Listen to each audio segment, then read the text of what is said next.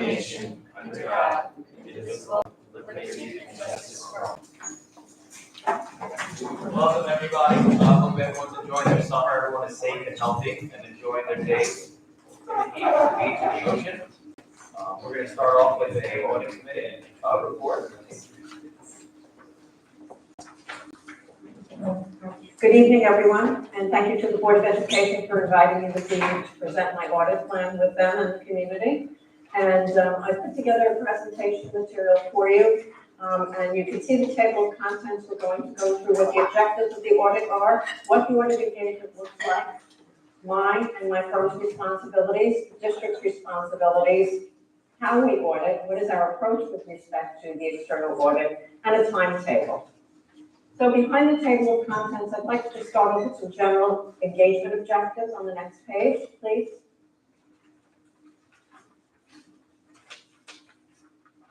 Great, thank you. So the audit of the financial statements, the primary objective is to express an opinion about whether the financial statements are fairly presented in accordance with accounting principles generally accepted in the United States of America. And these are the standards that we as a professional firm are required to follow. As the Board of Education is aware, it's a fairly lengthy report. It has a number of different components. Even though we're involved in drafting the report itself, the report is still the school district's report. The school district has input as to what the management's discussion analysis is going to be, as to what the actual disclosures are in the financial statements, and the numbers giving rise to what's captured within the financial statement itself, even though we are creating from a financial statement word processing standpoint that particular document. So basically, the only thing that I have ownership for is really the auditor's opinion. And so we've expressed an unmodified auditor's opinion in the years past, except for the extra classroom activity fund. And I've talked about this in years past to the boards of education. It has to do with the inability, as in all school districts throughout the state, to be able to audit every cash receipt. And what do I mean by that? As we know, the extra classroom activity funds are a separate entity, but the state education department wants them to be included as a fund in the financial statement. And so we do express an opinion on them. And because we are not there at the time that those funds are collected from the various fundraising or parent donation standpoint, we're not able to audit the cash receipts.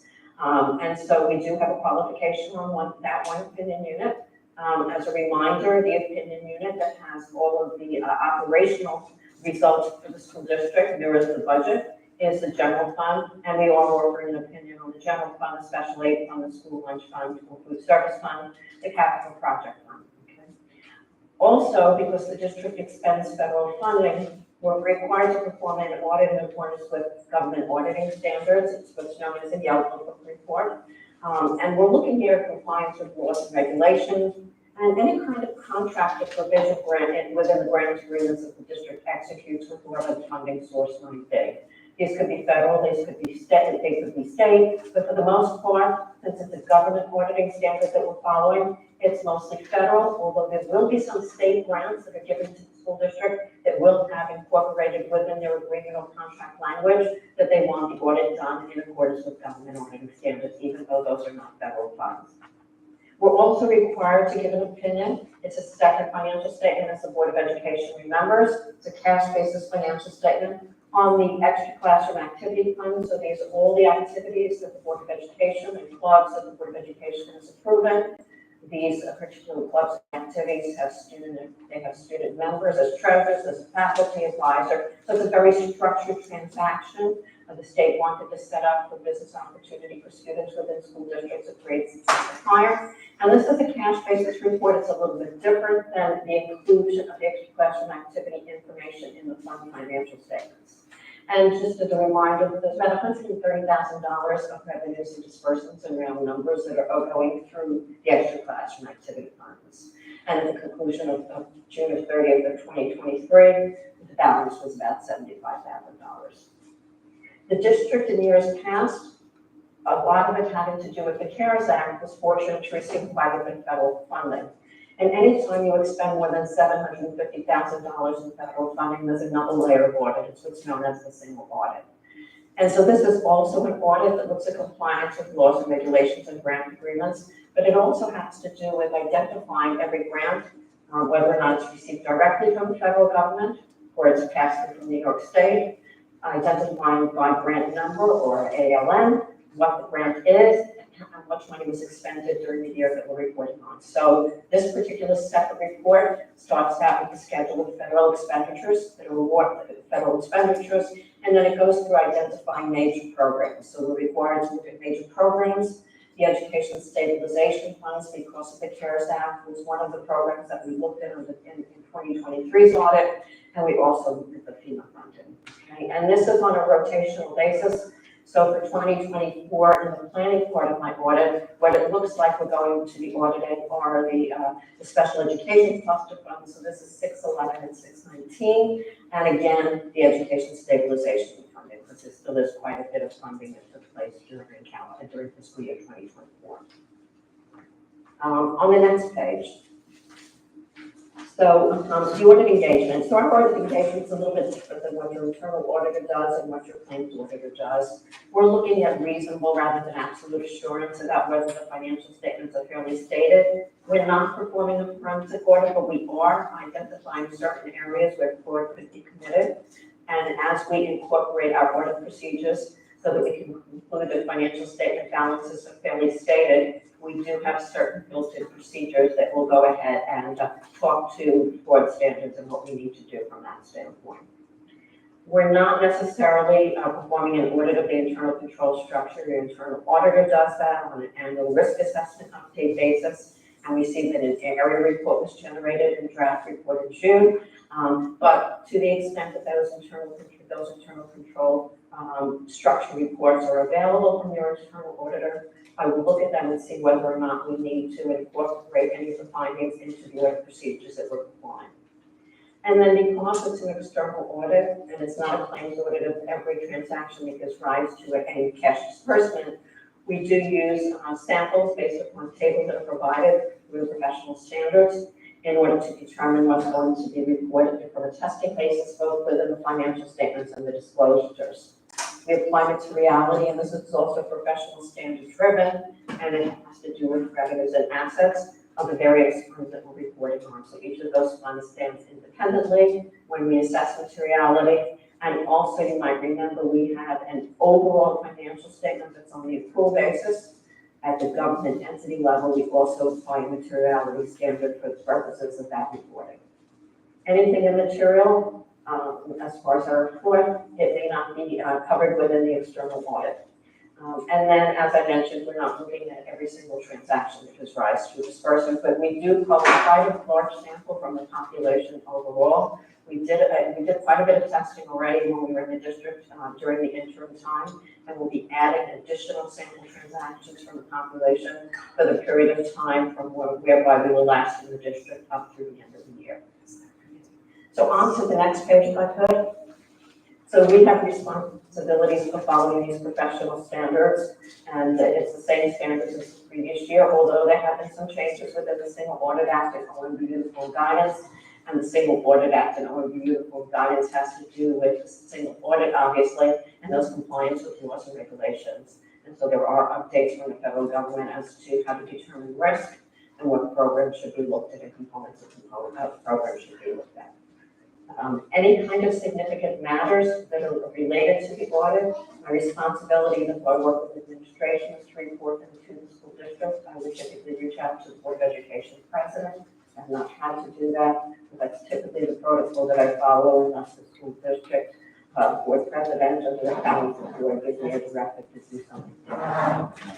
Maintaining independence and exercising due professional care, that's accomplished the work for the staff, because we have been their auditor for a number of years, but the one good thing about my firm is I have a number of other partners that are involved in external audits for school districts and other local governments. And I have a fairly large cohort of staff that are very experienced in also auditing school districts and also performing county engagements in some other school districts and small municipalities. So in order to maintain that independence, we take a fresh approach at the beginning of each year, and we do rotate staff. So this year we do have new staff members on the engagement. On the next page, the district's responsibilities. So the district has a very long list, and Mr. DeVito and his staff are really good with helping fulfill those requirements that are needed in order for us to do our job for the Board of Education. So we're looking for any information that relates to the financial statements, whether it is not it's numerical, or it's disclosures, or it's the supplementary information. So you might remember in years past, 2 years ago, there was the implementation of leases under GASB 87. And to the extent that the information was required, we were looking through various lease agreements to determine how to go ahead and apply the standards. That would be related to both the disclosures and the numbers that are contained in the financial statements. The accompanying supplementary information, some of it is required under the professional standards, and some of it is required by the state education department. You might remember after the disclosures, there's budget to actual information, the information regarding capital projects. And so all of that information, the schedules regarding pension contributions for both systems and other post-employment benefits, all of that information is also subject to audit. So that's what that first bullet talks about. We get all of that information, not directly from the school district, because there's third-party actuaries that are completing the information for OPEB and for the 2 retirement systems, but with the assistance of the school district.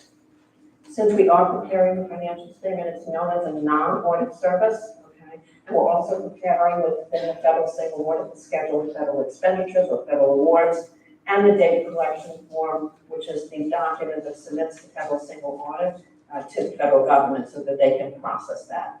And because we are preparing those documents that are not part of the external audit, they're known as non-audit services. And so we ask for attestation from the staff at the conclusion of the audit that we've been provided with all the information that we needed in order to complete those items within the financial statements.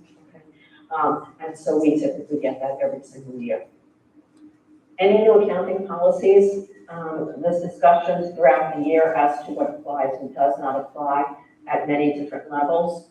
This year, there are no new accounting policies to implement. It's a very quiet year. Next year, there'll be some changes in the way compensated absences are reported, and then the subsequent year, there's going to be some changes in the way the financial statements look. More information as compared to numerics. But for this year, it's a fairly quiet year, so we will go ahead and we will update the application of the standards that have been implemented by the school district based upon this year's transactions. So even though we're not reporting on the internal control structure, unless I see something within the conduct of my external audit, then I will communicate it to the Board of Education in the management letter. The district is responsible really for maintaining that effective internal control structure, and you get that information in support from your internal auditor once the risk assessment is performed and those various audit areas are looked at. And so with the internal control structure, this is looking at compliance with laws and regulations and grant agreements, financial reporting, whether or not it's financial statement or individual reporting to the state with respect to grant funding that's expended, and to have a prevention and detection process in place before it. Excuse me. We asked the district to disclose to us any significant deficiencies in internal control, any quarter allegations that they're aware of, any change in staff are critical to the financial cycles. And we're looking at those things to assess whether or not they may have a material impact on the financial statements. District is very good on a contemporaneous basis of making all financial records and related information available. So we really do appreciate that because we ask for an awful lot of information. And we actually have a portal dedicated on the computer where the school district can upload information. And then we have a record retention period after which time the documents are destroyed. Unrestricted access to district personnel is important for us because we want to understand how people are performing their jobs with respect to the financial transactions, whether or not there's segregation of duties in place. And if there's not segregation of duties in place because it's not cost effective, whether or not there are mitigating controls. And a mitigating control means someone in the course of doing their work has the opportunity to review what someone else does to see whether or not an error had been committed. Adjusting financial records to correct material misstatements, and this sounds worse than it is. These are our adjusting journal entries at the end of the year. And so we'll propose audit adjustments, and the district does go ahead and record those adjustments in their books and records at the conclusion of the audit. And so when it comes time for them to submit their ST3 to New York State, their ST3 financial information matches up with the information on the financial statements.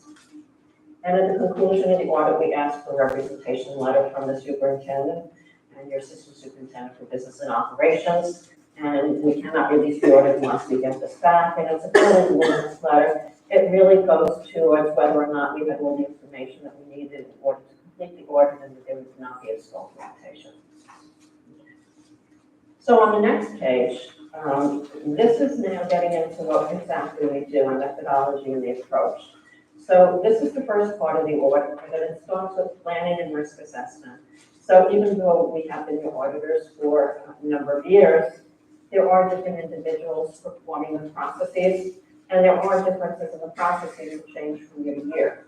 So how do we understand what the controls are? We have a narrative for each major financial cycle, so just to, by way of sticking on the main areas, and they're off to the right: payroll, purchasing and cash disbursements, cash receipts and collections, the extra classroom activity funds, the IT as it relates to the financial programs and transactions, bank reconciliations and journal entries and budget transfers. So we actually have a narrative which we ask the district to complete with respect to who performs what process. Okay, and then once we get that narrative completed, we'll identify what the internal control structure looks like. Is there segregation of duties, as I said before? Are there mitigating controls and review process in place? And we'll perform what's known as a walkthrough. So walkthrough is if someone tells me they process a bank reconciliation in a certain fashion, I'm going to go ahead and get original source documentation and recreate what they told me they do to make sure that I come to the same conclusion that they do. And then once we do that for the major areas that we're auditing, and this is obviously the cash area, payroll, purchasing and accounts payable and expenses, those are the three very large ones in cash receipts. Then we're going to color sample from the population based upon the population size and the material misstatement levels and see that, okay, the walkthrough worked out fine. Now we looked at a number of other transactions. Do those mirror the good results that we found in the walkthrough? So it's kind of an overview of the process. And so this is the time after the narratives are completed that we'll interview the staff and we'll talk to them about what they do, but we'll also ask them some fraud-related questions, okay, to see what we need to do from a fraud standpoint with respect to the audit. We'll look at any of the internal audit reports that are generated, and we'll also look at the internal claims auditors reports generated on a monthly basis. We review the Board of Education monthly meetings or recurring meetings, and we'll also look at any communications received from the federal government or state. We interview the internal auditor and the claims auditor, and then I'm going to do some preliminary analytical review, year-to-date numbers against the budget, and then this year's numbers versus last year's, to see what the trending looks like and what areas I really need to look at even further, over and above whatever the audit approach might be. And this will help us then identify those significant risks of material misstatement if there are any. And we talked about off to the right some of the things that we do. So in those particular areas, just to give you a sense as to some of the things that we do in the payroll area, we're looking at contract salaries. There's a rollover process in place, so we have actually a score for an employee. We can see what the changes are in salary between the years and see whether or not that's related to credentials that have been achieved by staff in order to advance them in an area other than what we would expect to see. We're looking at overtime, we're looking at extra time that's paid to advisors and such. We're looking at administrators' pay once the end of the year concludes to make sure that that's in accordance with agreements that have been executed by the Board of Education. We're looking at new hires, we're looking at terminated individuals with respect to what the payout they might have received when they separated from the school district. Those are some of the things that we do in payroll area. In the purchasing and cash disbursements area, we're following through transactions from a disbursement check written all the way back to the inception source document, which would be purchase requisition, purchase order, okay, with proper approvals, and then obviously the authority to enter into a transaction with vendor, invoices received, and how was that processed, and where the receiving report if it applies fit into that whole control cycle. Cash receipts and cash collections, most of the funding is wired into the school district bank accounts. We actually can get reports from the state education department about grant funding by grants and also some of the aid components, the basic aid and some of the other aids. And so we can actually, with that third-party information, come to a conclusion as to whether or not the revenue and receivable are appropriately stated. We did some testing in the extra classroom activity area, so we're looking at receipts as far as involvement of all the individuals that are supposed to be involved, according to the state education department, and is there support for the receipt. And we also pulled a sample from the disbursements, same thing. We're looking to see whether or not there's appropriate supporting documentation, is there participation by the members that we should be participating, and does the transaction make sense from the standpoint of that particular cover activity. We have an IT questionnaire that we sent out to the director, so we have information back on that. I have to review that and see where it relates to Envision, which is the software that the school district's using with respect to their accounting system. And also the commission's for Envision, we'll look at that also. The bank reconciliations, we looked at a sample bank reconciliations for all accounts, and then we'll obviously look at June to make sure that those are all proper, they match up with what's reported in the treasurer's report, and that the collateral is in accordance with whatever the Board of Education policy is. Okay. And then we looked at journal entries and budget transfers to see whether or not there's support for both of those, and the approvals are in place. So that's the testing of the internal control structure, and that will let us know whether or not we can rely on the internal control structure, and that will then let us know how we're going to audit, what we need to audit once the book is closed as of June 30th. And so standard audit procedures are drilling down into account balances and transactions, looking at non-routine transactions. So by way of example, when CARES Act funding came in, that's non-routine. Everyone was getting that funding for the first time. And districts wanted to make sure that they were in compliance with whatever spending pattern needed to take place with reporting requirements. So that would be a non-routine transaction. You have a very, very long FEMA cohort of projects that have been taking place. That's also a non-routine transaction that we look at in fairly good depth also. And the areas that we're looking at and focusing on are, from a substantive standpoint, of payroll and related liabilities, so it's payroll taxes, it's going to be health insurance, it's going to be the retirement system contributions, revenue recognition and receivables. What does the receivable look like from New York State for basic aid? Are there receivables for some of the grant funding that was already expensed that you're waiting to collect money from? Because typically what happens is you spend and then you receive, unfortunately. And if there were services provided to other individuals or other districts, what do the receivables look like in the revenue stream for that? I talked a little bit before about federal and state grant expenditures and revenues, and these are done on a grant basis. Capital project expenditures, you have a number of different sources that you're using to fund work that you've done throughout the district, and you very effectively use the capital reserve that you have. And you have authority to $25 million to fund. And so look and see, this proposition that talked about being able to expend with this past year's budget. So we'll take a look at the funding for that, and we'll take a look at the expenditures and whether or not there's any open encumbrances, any kind of change orders, and the support for those change orders.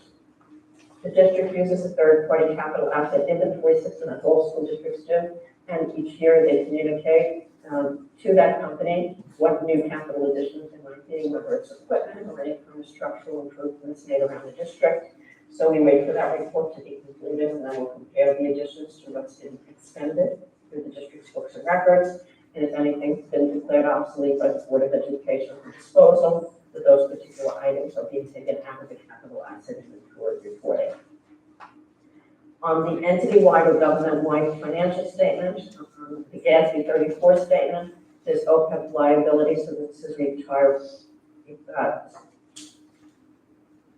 for health insurance for retirees from the school district, and some debt. There's liabilities from each of the two systems. And so we'll look, as I mentioned before, to get the actuarial information with respect to these three items that appear within the entity-wide financial statement. So as that's wrapping up in substantive testing, then we're starting to draft the financial statements and getting the disclosures information populated so that I can come back with the documents in draft to present them to the Board of Education.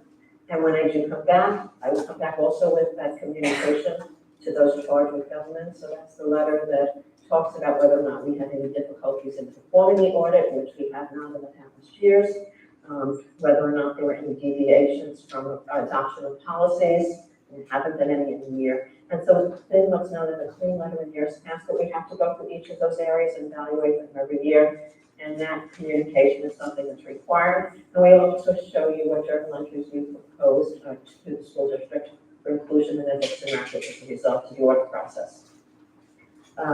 Management letter, we had a couple of comments last year, we had 2 comments, okay, and so I know there's a corrective action plan that had been rendered. The district's pretty good with being proactive to what was raised, and so we'll look to see the status of those. And significant deficiencies and material weaknesses, those would be really large issues with respect to the integrity of the internal control structure. So if there were any of those, I would be required to communicate those in writing to you. There have not been any of those matters, so you have not received the letter from the AAC 265. So once I present the documents in draft to you, then I can go ahead and issue them to the Office of the State Controller, and the school district then uploads the financial statement with their own financial information to the State Education Department. And then later on, because the federal single audit has a different deadline, their deadline is March 31st, 2025, 9 months after the end of the year. We will be completing the federal single audit in either the last quarter of 2022 or the first quarter of 2025. So the timetable, we were at the district union, we've got quite a bit of work done. I have an open item list, which I reviewed with my staff this week. So we have some additional documentation, we'll be reaching out to the district for, so we can complete our files for that first phase of the audit.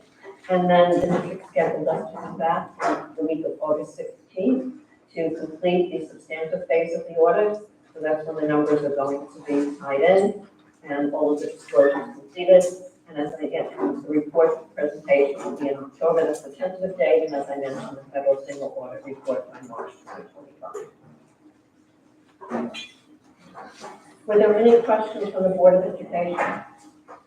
I'll start with Sanders. I appreciate you giving the overview of the process for our external audit. I guess we're starting with this year forward. Thank you for giving us a detailed overview of it, and we appreciate the outcome of it. Anyone else? Thank you. I just had a quick question. Thank you so much for your presentation. My quick comment really is, actually it's just a question. With all of your comprehensive questions, how long, how much employee time does the audit take approximately? Per week or per month? Okay, that's a really good question. So I would say approximately a minimum of 400 hours, okay, between the first phase, the second phase, the drafting of the audit report. And that's a real rough amount of time. So even though we may not be on site for all of those hours, there's a lot of work because we're using glass cubes, which is what we use to have information uploaded to the portal for us to be able to audit. So there is a lot of time spent back in the office performing some of that audit work. Is it kind of like you need the employee time, the district employee or the auditor? No, that's perfect. Okay. Thank you so much. Anyone else? You're welcome. All right, Ms. Sanders. Thank you very much, Sanders. We appreciate it. Okay, thank you for your time tonight. Thank you. And at this time, I'd like to invite Sherry Diamond, who works for Sereni and Associates, who are internal auditors. We have both external and internal. Thank you so much. I'm Sherry Diamond, partner at Sereni and Associates. We are the district's internal auditors, which Jill alluded to a little bit about the different roles of the auditing functions that exist in the school district. With me tonight, the director in our department, Aaron Tedder, who will be hearing more from throughout the year. We have a small quick presentation. I don't know if it's coming up there. And so obviously the internal audit function, our goal is to ensure that there are sufficient internal controls over the financial operations. We are to assess the effectiveness and the efficiency of those operations and to make recommendations that way to improve how we do things, as well as compliance with laws, rules, regulations, and our policies.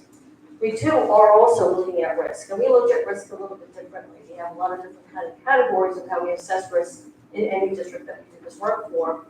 And we are doing a detailed risk assessment about every 5 years as a best practice. We performed that in the 2019-2020 school year. actually issued our report in 2019 of December before the world turned upside down. So that goes to show you how many things can happen after you do something. So an important note about the internal audit function is that it's a fluid function. We are here all throughout the year. We are looking at your risks every day, you know, and for many different school districts that we work with approximately 50 school districts across the island. So we see things plus other entities that we work with.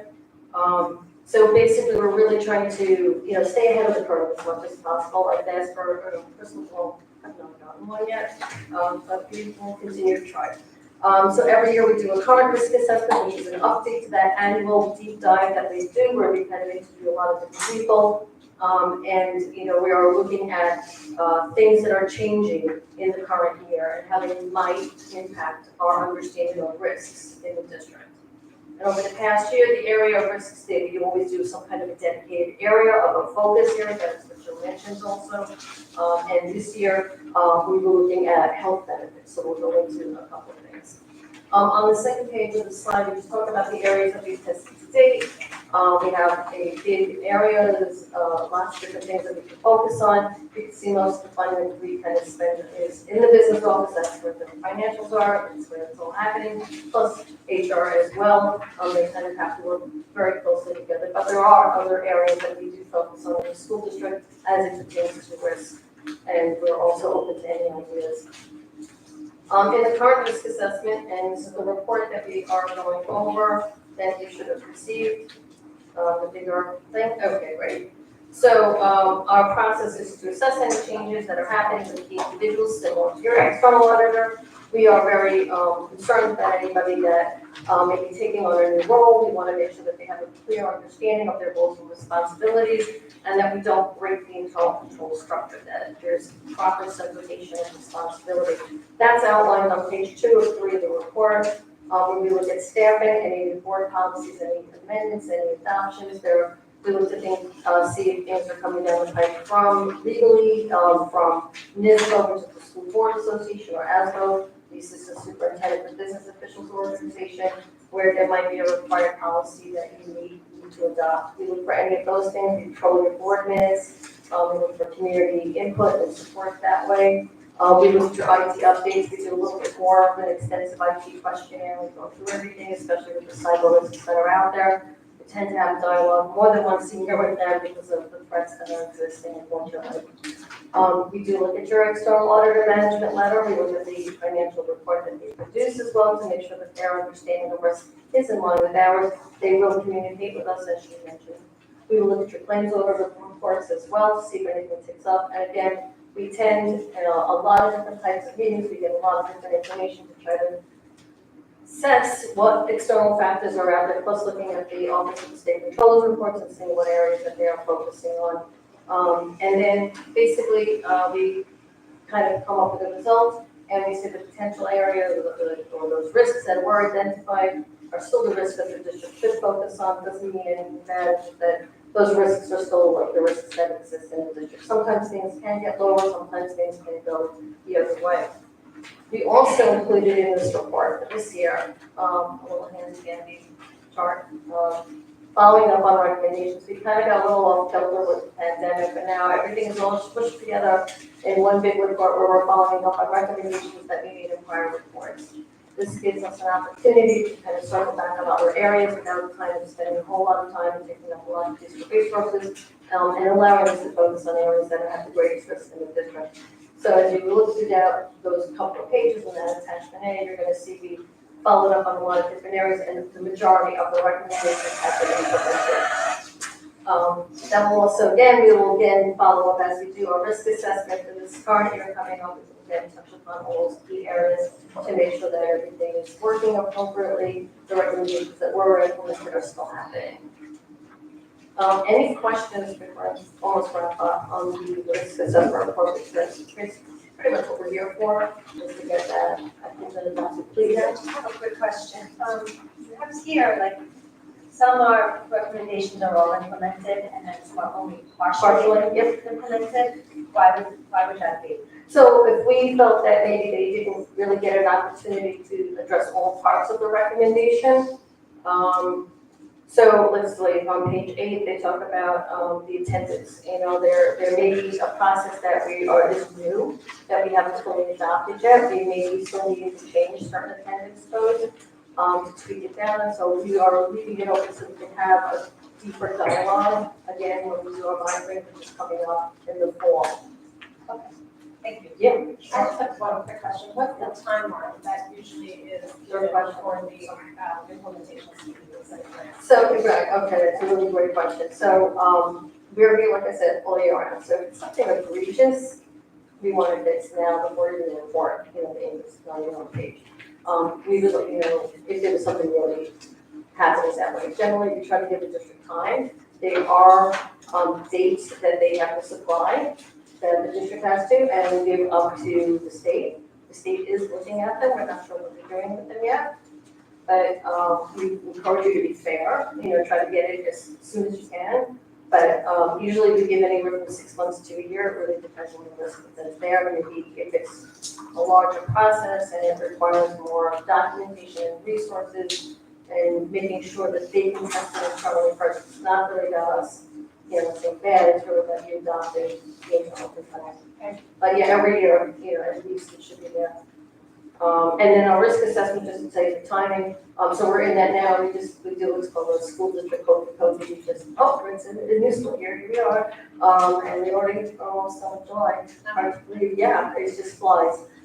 So we just keep rolling forward, what's changed, what's new, what's happening. So we're in that process of just kind of gathering up our risk assessment procedures.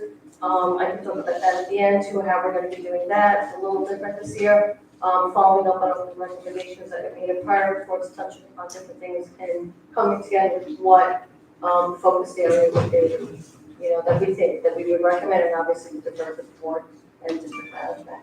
But just quickly to tell you about the focused area review that we're just about wrapping up right now, which is the review of health benefits, which is benefits that are provided to employees as well as retirees. It's a huge component of the district. It's your second largest expense, I believe. This draft report is in review with management. We are proactively working together to finalize the report. I believe it should be within the next couple of weeks. And so we'll have that. Just to tell you what we do, we utilize an export of participants from your insurance carriers. We have High Shift, which almost all districts have, and HIP, which is another plan. Some districts offer that, some don't. And we are making appropriate sample selections out of that. So we have different populations and we have to test different things with different populations that are on your insurance plan. Basically assessing that people elected those benefits, their district is being billed appropriately on the invoices, the district is collecting the right amounts from people that they have to pay. And basically just has proper segregation of controls to, perform the different various benefits functions. It's a very, very large audit. It's not our largest, but it's up there. There's a lot of moving parts when we look at benefits. I wanted to first just give a shout out to the district. There's great cooperation that we received. We, like the external audit, there's a lot of information, a lot of data. We're very granular when we do a review. So we're digging and why did that happen? Explain to us what happened in that transaction. Show us the backup and the details. So anything we're pulling, anything that doesn't seem right, we have to kind of get the context of it. So we really, both the business office and the HR, they really have to work together. Benefits is one of those roles that kind of has to really work on both sides. We found that everybody to be knowledgeable of the New York State guidelines as it pertains to benefits functions, sufficient separation of duties, procedures are in place to obtain required documents. The district authority is ahead of the curve as far as scanning in information, scanning and documenting digitizing forms, after Sandy. We did notice some issues over reconciling payroll deductions. Those errors were immediately corrected. We did note some errors in tracking the payments from retirees, or rather, I wouldn't say errors, they were just improvements on the operations, the effectiveness and how we can do it better going forward. And we have one very minor issue that I'll provide that amount. But like I said, we'll be wrapping that up, and that report will be forthwith. Last thing is just a plan. Like I said, we're just moving forward. We do a detailed risk assessment. It's been about 5 years since we did that last review. It'll probably be some kind of a hybrid. It's going to be that report where we're coming up with the best laid 5-year plan. That's all we can do. We will also continue to monitor any open recommendations, and you'll see that all of this under the bigger report. We have employee attendance to monitor additional payroll payments that we're doing, and contractual payments that's from that prior review.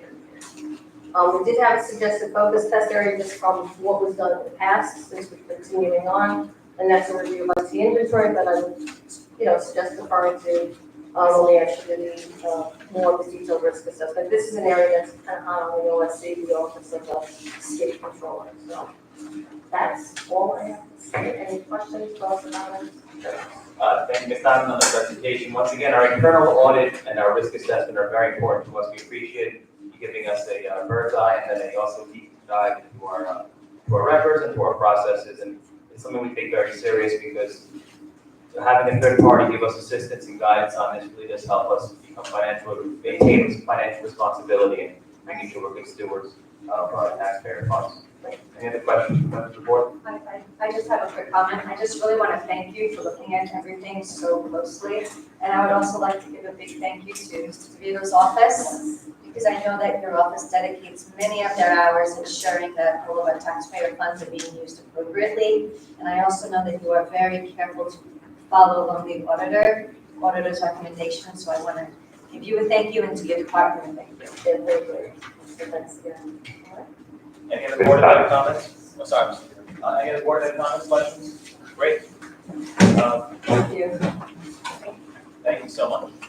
Moving on to our next presentation, the superintendent is going to present the advisory committee's report. Thank you, Mr. Pinto. Dr. Vitale, you want to start us off? I'll leave this over to you.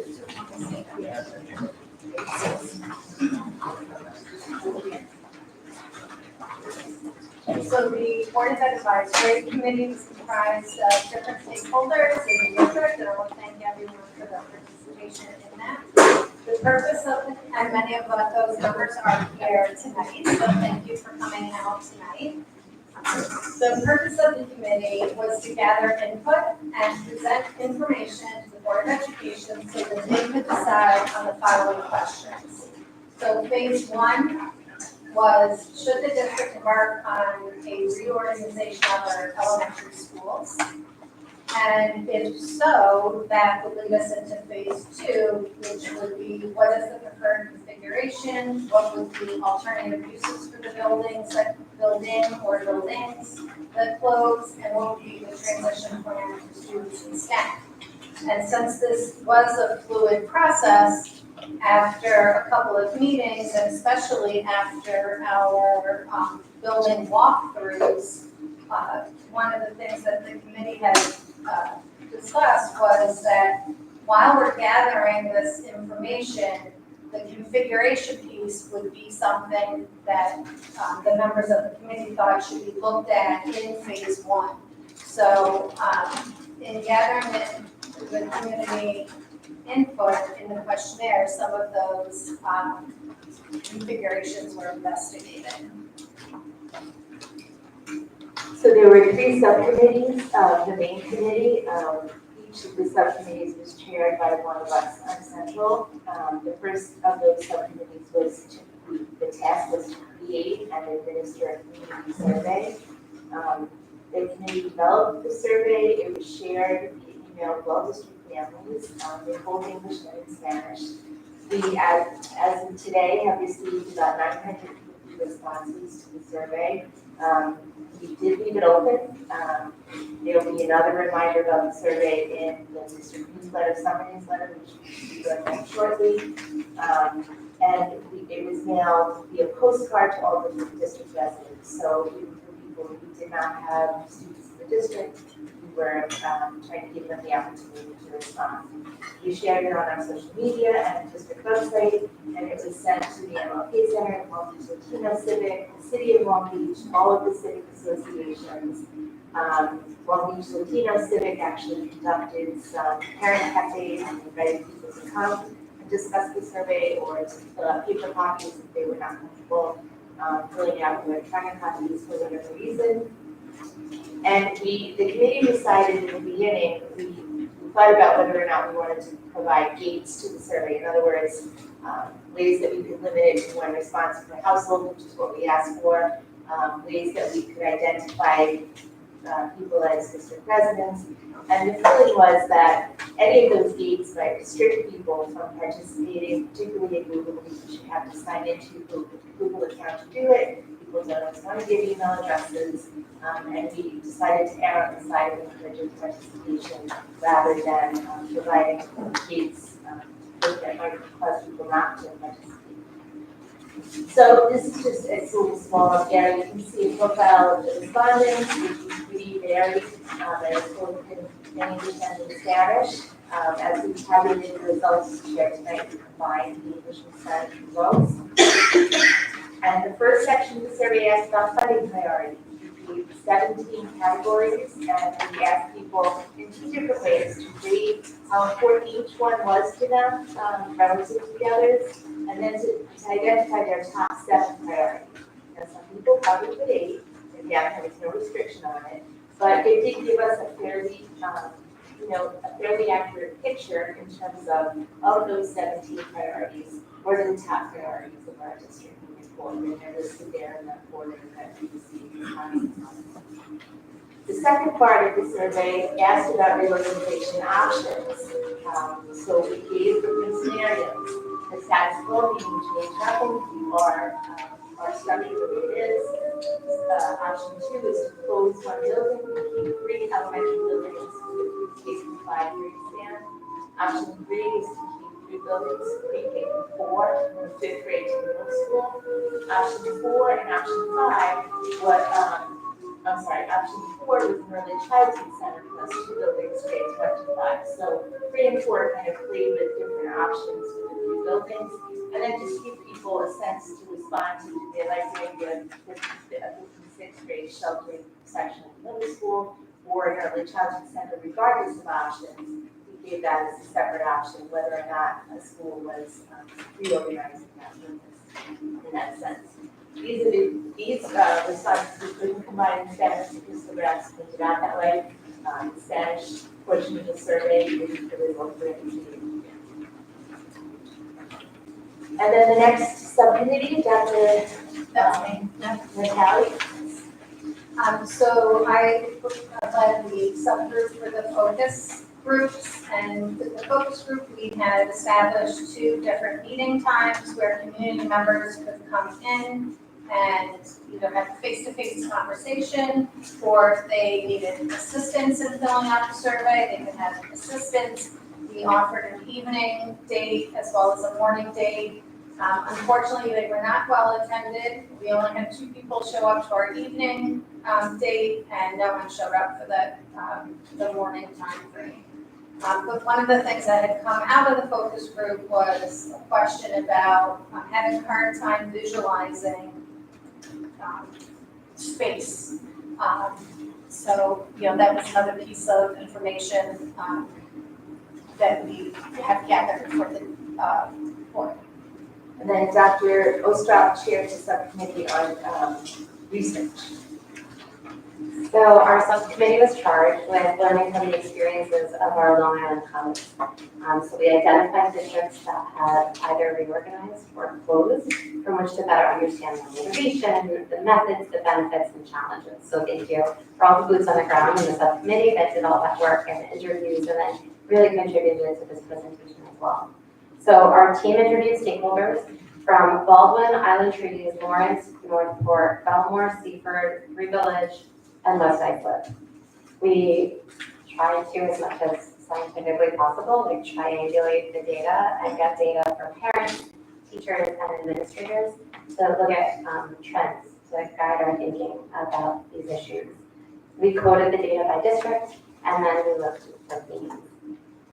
So common themes were that parents, teachers, and administrators uniformly reported that their main motivation for school closures and or reorganizations was declining enrollment. And oftentimes this was also corresponding with declining revenue. During and after reorganizations and closures, parents' largest concerns and attention was focused on space, building space, and class size. If and when there were times in which the buildings remained unused or vacant, communities uniformly reported a lot of dissatisfaction. When buildings were repurposed for innovative educational uses and local programs that kept kids geographically close to their home, reorganization that was seen as favorable. Parental feedback and district level administrator feedback about reorganizations sometimes did not always agree, indicating some communication issues and gaps.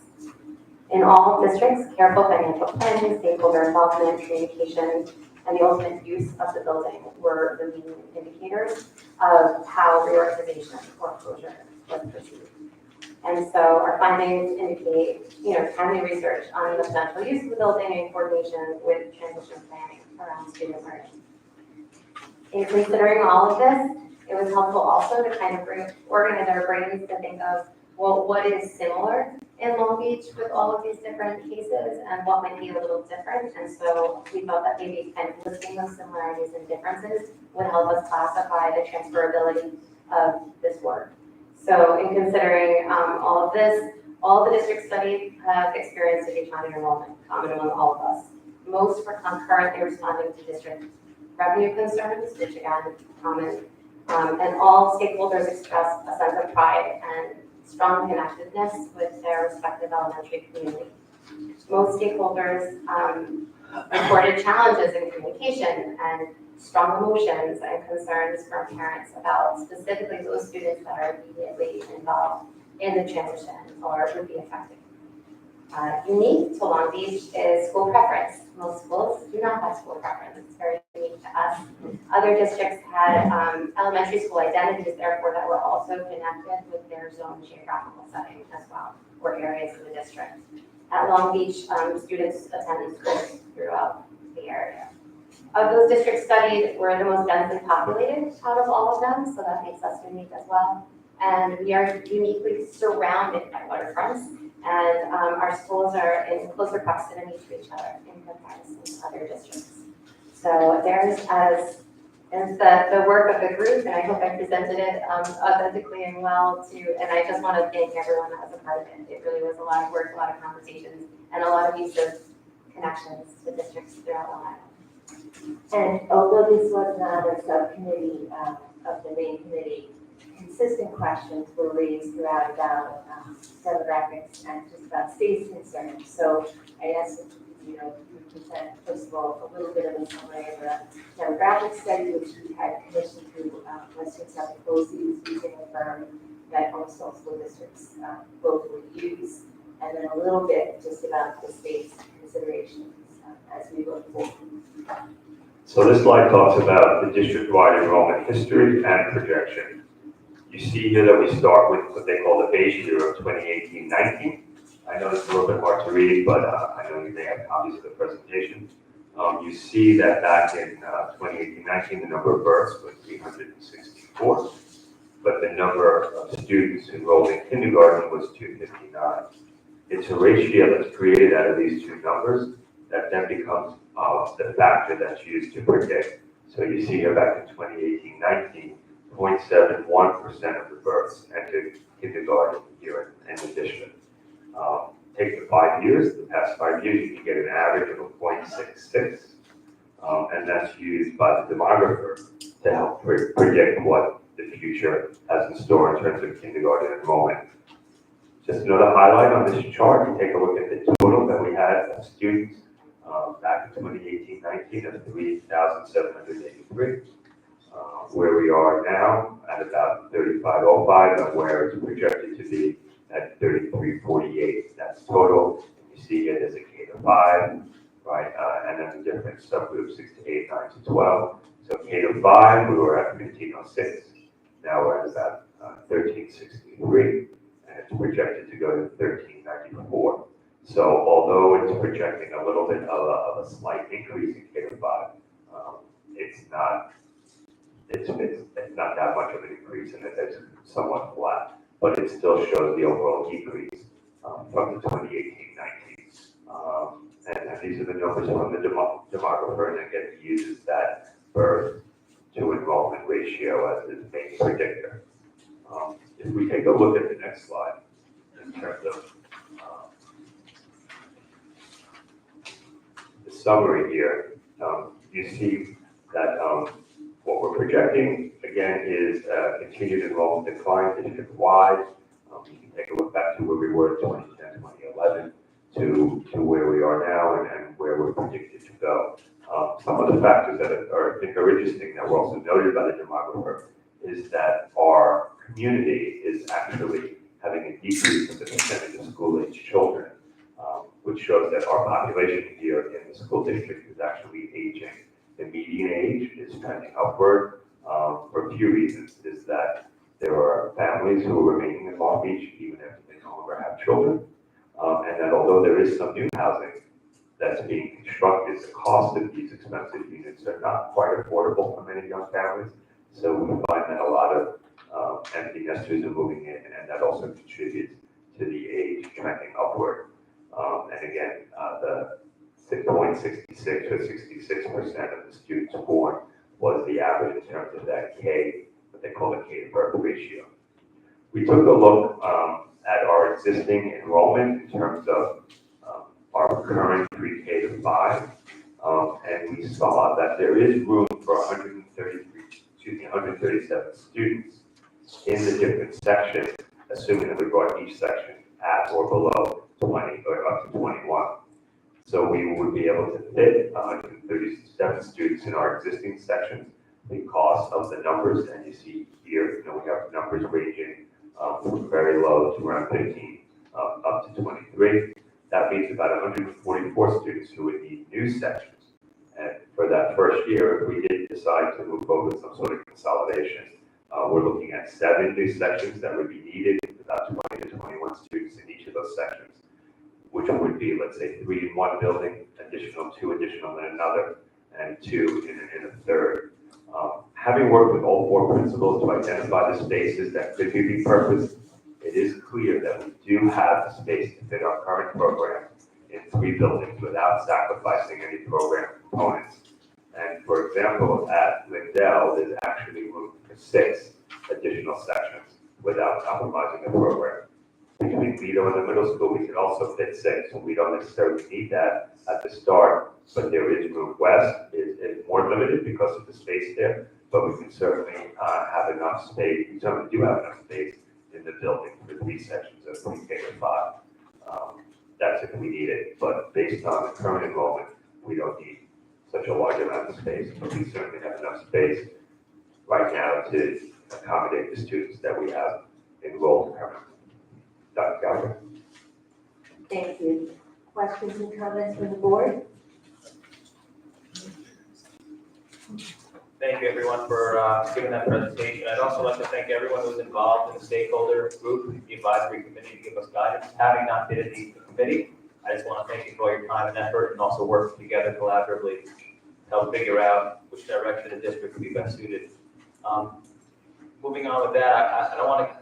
My questions are limited. I want to offer up the board to give other questions before I make other comments, but I just know that we're in a much different time, place than we were earlier when we lost that funding, or we were losing that funding. And I'm very happy that we were given the opportunity to do our proper diligence, bring in a third party, work together as a group to see what's the best direction for the students and the community. So I open up the questions for the rest of the board for now. Yes, I actually have one question. And I echo your sentiments. Thank you, everyone who participated. My question is actually regarding monitoring of the survey. I am curious, did we monitor how the results came back and what method was most successful? Over the internet or through the mail or in person? I know there are various different ways. So did we kind of monitor that? Yeah, it was overwhelmingly more through the internet, and I would say far more district parents than non-district residents. We did not see a big, but we did it in phases on purpose to see that. The first phase were district parents, that was the biggest responding group. And then we saw a tiny bump up when we failed most of that. So, that was kind of which is probably expected. And the people who are most invested in it would most likely. Great, thank you. That's my only question right now. I just want to make a comment. Thank you to Dr. Natali for chairing this. Everything went very smoothly, and I really appreciate all the hard work that went into it. And also to everybody else who was part of this.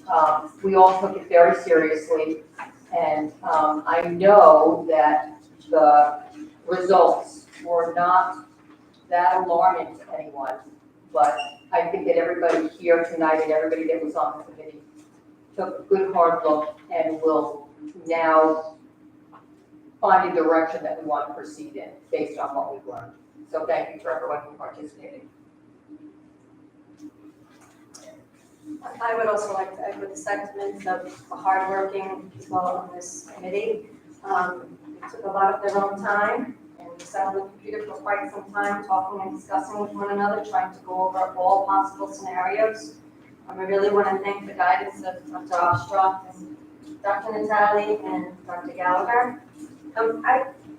Dr. Gallagher, for the survey, you discussed that you would put the survey out again to the community. When and how? We can, Mrs. Conway, I think tonight what the committee is looking for is really some direction from the board about next steps. Do we want to, it will go out again in the summer newsletter in 2 weeks, so whether we like it or not, again, we can leave it open, through the summer if we'd like to give people more of an opportunity to respond. We certainly don't see any harm in doing that. But I think the committee needs some direction about where are we now? Are we stopping? Are we continuing? And what would people like us to do next? Okay, so that's one question that's before us right now. Do we want the survey to continue? Also, I guess we will discuss that more in depth in one moment, but I do have a question, Mr. DeVito, and I know I asked this during the committee. It just seems very strange to me that the birth rate is going up, but enrollment is going down. I know all of Long Island is expensive. So this is not this type of demographic study. Is it specific to Long Beach, or is it more like across all of Long Island because of how expensive it is to live here? Well, I think the effects that we're seeing here are the same throughout Long Island, it's the same throughout the Northeast. But what may be different in some of the other communities is that, let's just say, for example, in 2018-19, there were 364 births that are attributed to zip code, whether it's 11561 or wherever they do it with the geographic location. 0.71, 71% of those births attended kindergarten. And we can try to look into why. Why is it at 100% or 95%? And what we know, just anecdotally, is that, and these I think we know from neighbors, relatives, friends, is that you may have a young family who has a baby, has a newborn, has a toddler. Then maybe they're renting. We have a lot of rental properties in our community. Then when it comes time to buying a house, because the housing prices in our community are so high, it becomes unaffordable for certain families to stay. So they end up moving to some lower price housing, where the housing is lower priced in different communities outside. That's what we're seeing here. And unfortunately, what we're seeing is that it was a 0.71% in terms of that ratio back in 2018-19, and that just decreased, right? You see, down to 23-24, 0.65% of the births attributed to our area. Then they enrolled in kindergarten. I don't think it's so much that they're going to private schools or private kindergarten, because we know those enrollment numbers are also going down. I think what it is just, as we know, our housing prices in our community have gone so high that it's become really hard for many young families to afford to buy a house here and continue to live here. And it's unfortunate. And yeah, definitely is unfortunate. Thank you. I would also want to add too, this committee, what we're trying to do is show transparency. So we are trying to be as transparent as possible to the whole community. So I know that I would like the survey to go out, again, if possible. Oh, you said it is possible, so that's good. But just so everybody knows what's going on. I think that's so important since it's a decision that's going to affect our whole community. And I would also suggest, since we did it at the very end of the school year, perhaps we can consider sending it to district families again as soon as school starts. Yes, I would agree with that. I also just want to make one more comment here, because in space considerations, you say without sacrificing any program components, but I know that that it's not just sacrificing, but we want to do the best programs for our kids. So really, in reality, it's for the best. It's not just for sacrificing, it's for the best programs for all of our children. That's what we're all trying to accumulate, right, to think. Absolutely correct. And the reason why we said it that way is that we know that if there's space, we're going to expand into that space, right? So, for example, in some of our larger buildings, say Liddell, for example, there are rooms where there are desks and, teacher desks. Not necessarily a room or administrative where we have students engaged in learning, but they are occupied, they are being used, but it's not necessarily used to the fullest capacity. So there's an opportunity to combine some spaces. For example, if we have a large classroom where we have a pullout for, let's say, 4 students, whether it's an academic intervention service or some sort of supportive service, resource room or something, we can have those students in a different space and not sacrifice their education. It doesn't need to be in a large classroom, but we can repurpose that classroom for a classroom. So, and I'll give you another example, is we have a copy room at Liddell on the first floor. It doesn't need in the classroom. What used to be a classroom, it doesn't need to be in a classroom. It could be an alternative space in the building, still provide the copying services that are needed for all the students and staff in the building, and we can repurpose that room to be a classroom. So that's what I mean in terms of not sacrificing, meaning you're not really going to see it as any diminishment than in the actual program. Thank you, thank you.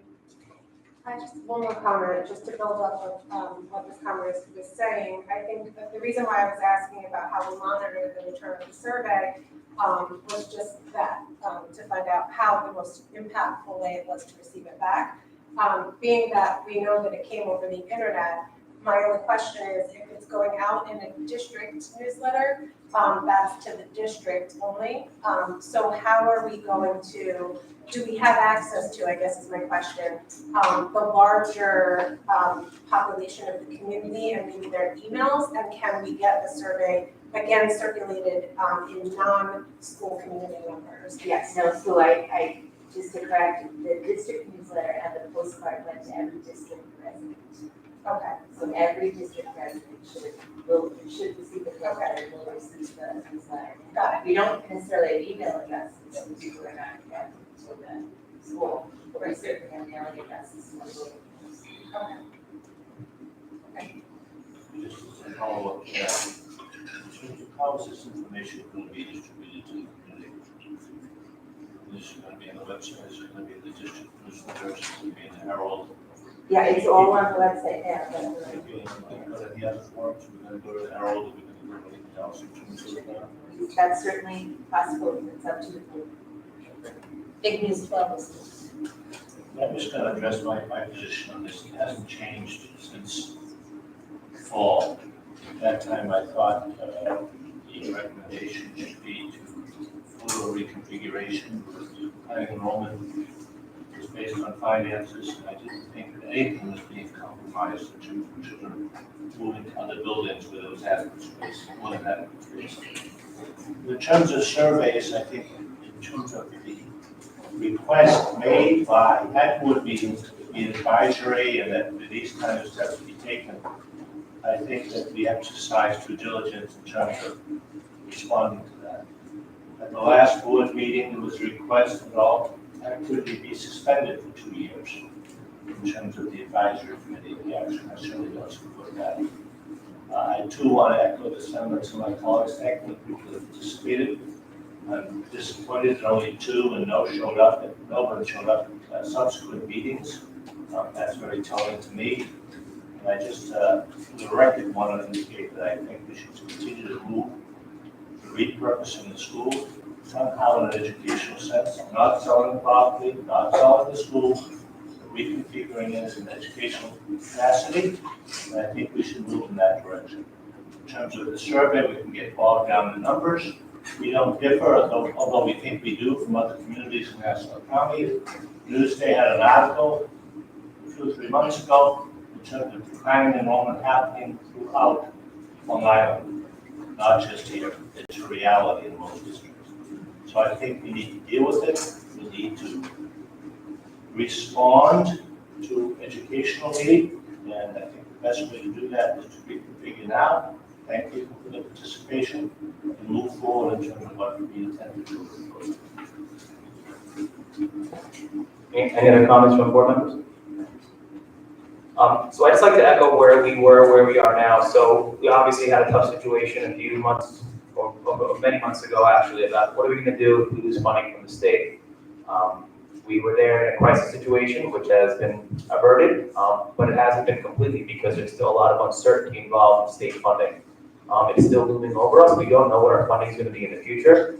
And we have to make sure that when we have limited amount of funds, we don't want to overbear the tax base, but we also want to maintain proper education to our students.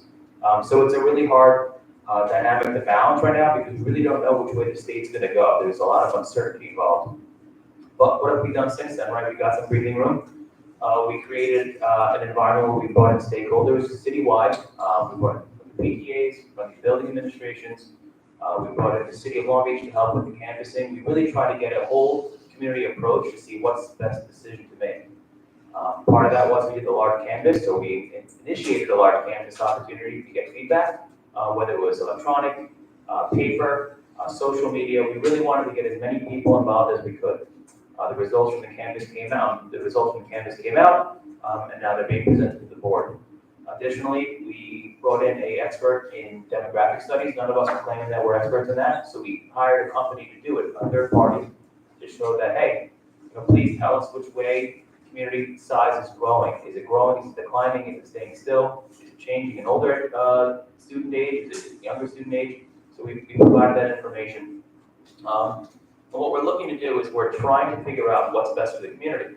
Now, the conversation's been coming up of repurposing a building, right? Can we shift the model into 3 elementary schools and then repurpose this extra space? The objective is to find purpose in it. It's not the objective to close a school. It's not the objective to sell the building. It's not the objective of any types of things. The objective is, should we repurpose a building to benefit the community and the students? So we did our first step where we did our studies, but now what are we going to do? What are we going to use that building for? So I think it's important for the board to move on to the next step.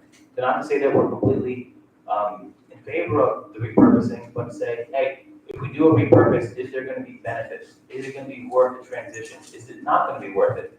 And if we don't have a good opportunity to utilize our space, then what's the point of doing a large shift or even a small shift in the way our configuration is done? So reiterating a lot of the sentiments of other members of the board, what we do know is that we have no intention of selling the building. We have no intention of getting it developed. Our agenda is not to bring in third parties to develop the building. What we want to do is maximize educational opportunity for our students, make sure our funds and our buildings and our resources are going to the best opportunity for our kids, all while making sure that our community as a whole is not being overburdened. So I think it's in the best interest that we move on to step 2.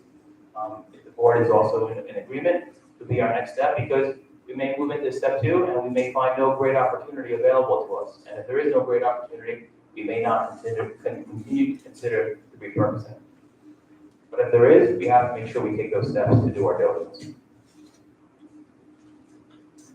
Sam, I'll just pipe in and say thank you. I think that recap couldn't have been said better. It was excellent. Thank you. I think you nailed it as far as what I feel. So I appreciate your words and that you share them. I will reiterate when Mr. Pinto said find purpose. That to me is the goal here, is to find purpose. So thank you. I don't have anything else to add. I just wanted to say that you said that very well. Yes, Mr. Pinto, you really did say that. Nice to hear. Thank you. I concur as well, thanks, Sam. Mr. Pinto, if I could ask the board, if we were to move into that phase, my team has discussed that we are not experts in property use or soliciting RFPs for other institutions' fees or any of that. We're also moving into a new school year with our full-time jobs.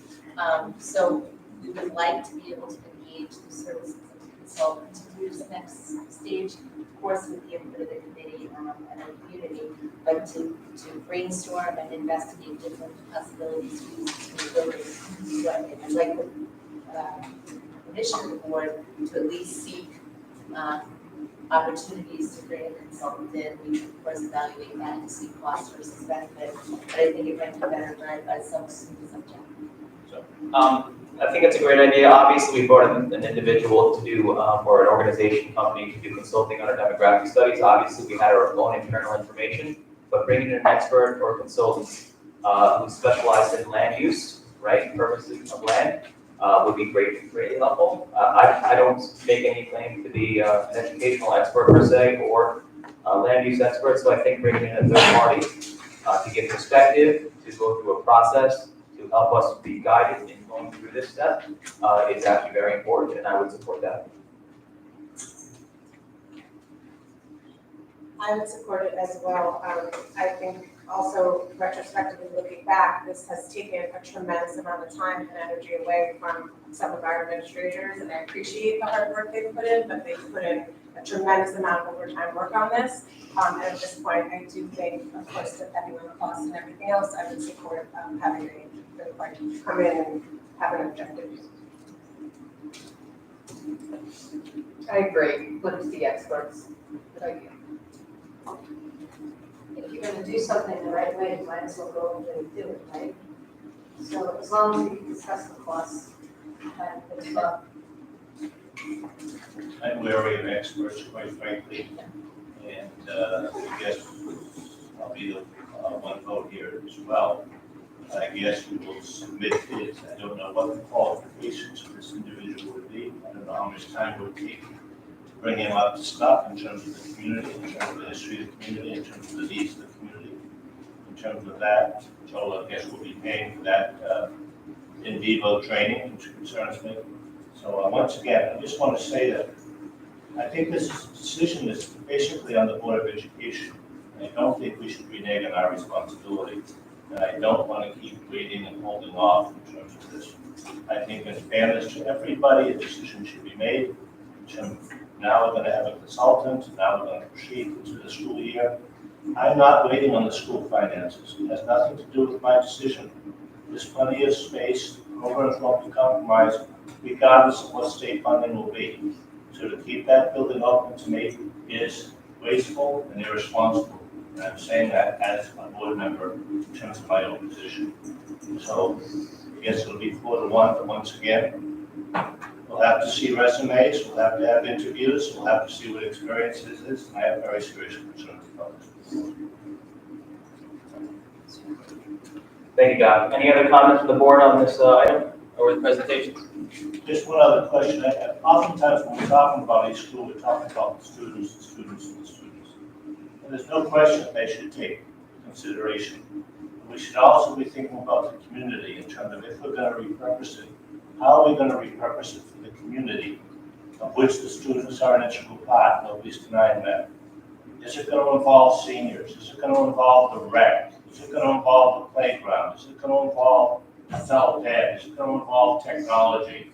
I'm just shooting these topics off. But it's something that in terms of as we conceptualize it, as I'm conceptualizing it, is community use of that building. And what would be the optimal and best use for the community for that building? With all due respect to the city. I do agree with Doc on that. We definitely have to make sure it's a community-wide approach again, right? Make sure it best suits the neighbors in the area, best suits the needs of the community as a whole. We are a very tight-knit community. I think actually bringing in someone to give us an objective perspective who has a lot of history, hopefully, in these types of matters would actually gain insights and would benefit our process. Because the board is not passing this on to other individuals. We are very sure of our responsibility on this, but we just want to do it the right way and work as best as we can. So I think the next step, bringing in an expert to give us a hand and also continuing the advisory committee into that next phase will be beneficial to the community as a whole and our students.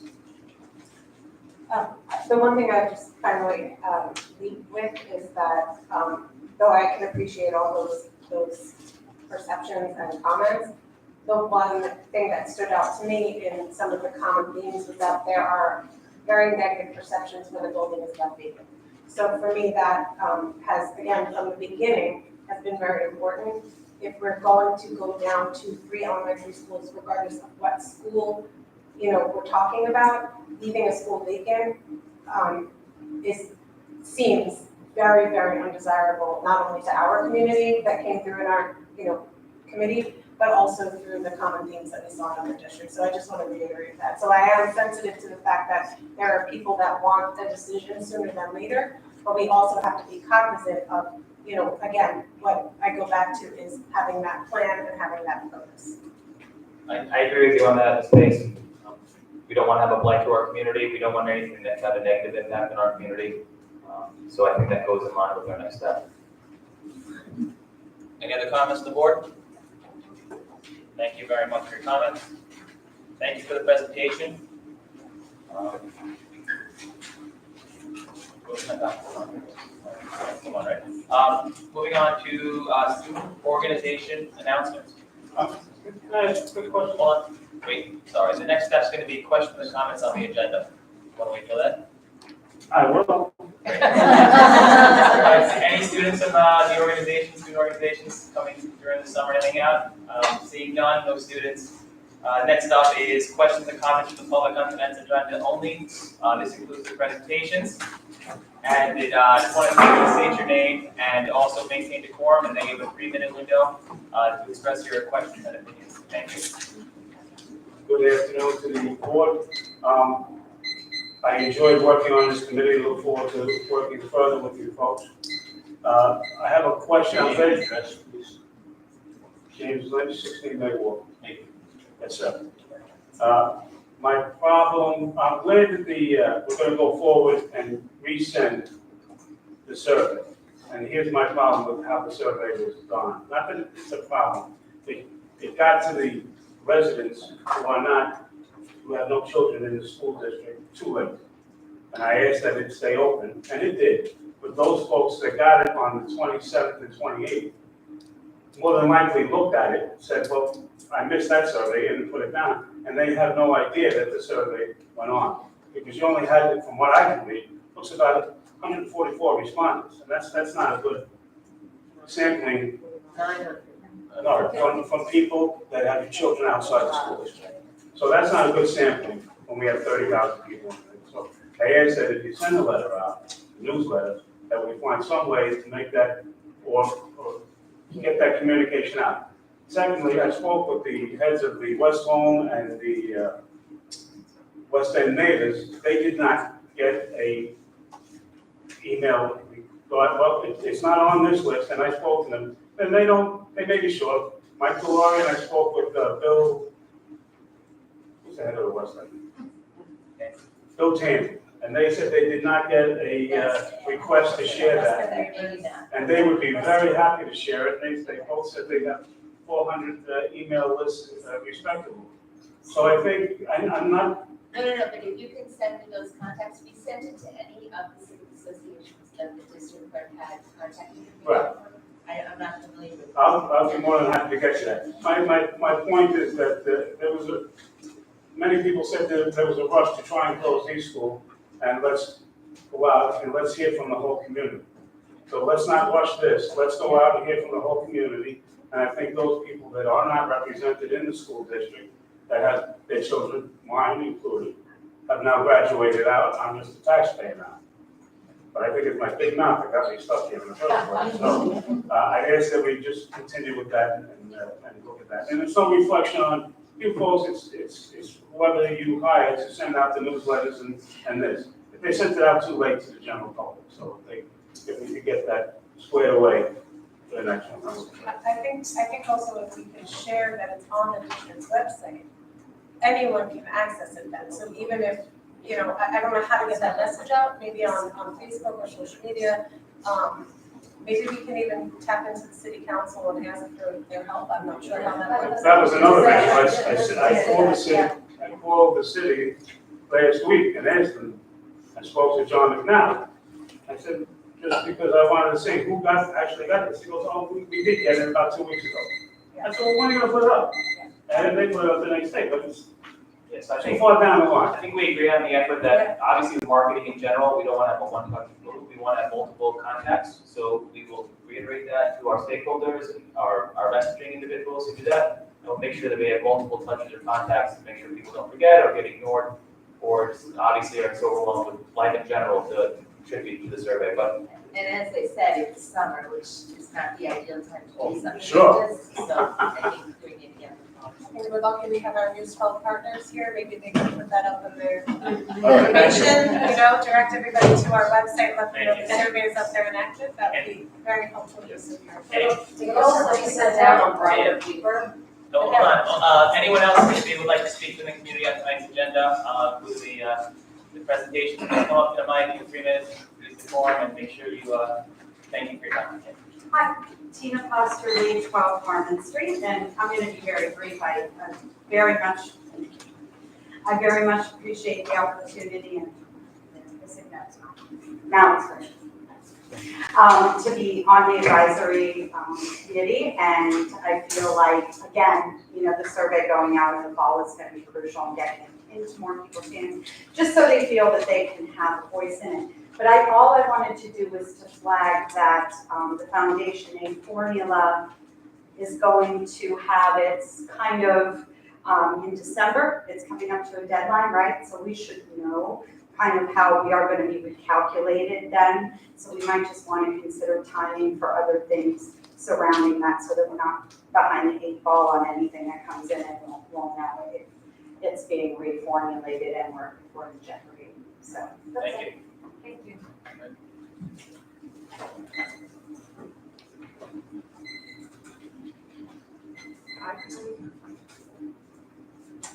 Hello, Kristen McChesney, 61 Benton, good to see you all. I've got a few questions. Just to clarify, if it's possible to just go back and forth, I won't elaborate on my questions, just might be more efficient. Ms. Conway touched on the first question that I had about the increasing K enrollment. I'm curious if there's a reason why the analysis only looked at a 5-year timeline and not something longer. Do you want to do all your questions? Yes, but it's gonna take your time. Sure, we'll do our best. I can answer them all, or ask them all, whatever you want. What president wants. Whatever's easier for you, go ahead. It's your Okay. I'm also curious on the enrollment study about the number, whether or not the kindergarten enrollment numbers include the number of students that we're sending out of district for special education, and whether or not those numbers include the number of kindergarten enrollments at Island Park, which have also increased over the last years that our numbers have gone down. Last on the enrollment study, I believe the kindergarten cohort from 21-2 was 192 students. It increased to 200 the following year and 201 this year. The projections, however, bring this down to a low of 176 in 27-28, based off of historical data rather than current data. I'm curious if this number would be higher if we use a median rather than a mean, which is typical in statistical studies to smooth outliers in the population. If you could share why a mean was used in this formula, that would be really helpful. I think this report is really important. It feels like it's the crux of whether or not we're going to save any money or have to reopen a school in the future. And I imagine that that's really important information for the board to have to make a decision. I'm curious if there's a reason why we didn't have the person that completed the study come and present the information so that the board could ask questions of them, as we have 2 outside experts present information on the audit processes that are used and the opportunity for them to answer questions on that. I'm also curious, I haven't checked, is this enrollment study on the website where people can read it and make a decision based off of their interpretation or better understanding of it? I'm curious to know if you'll hold a forum for people to be able to understand it better, as the slide itself was, relatively brief in the overall presentation. I would love to have someone define for me what a land use expert means. When I heard a couple members of the board talk about it would not be the position to sell the property, that just confuses me because I think of land use development. So if I could have a little more information on that, it would be helpful. Okay, the last thing I'll say, I looked at the projections that you had, or the numbers of students that you had in the class sizes, and what I noticed was that if we're going to bring the average to 21, it is going to reduce 9 teaching positions. I also noticed that It's not gonna be possible to have an even distribution because all the students are spanning 6 grades. And so what that would mean is that we either are going to have a trade-off on raising class sizes in some of the schools or having more positions, which negates the cost savings.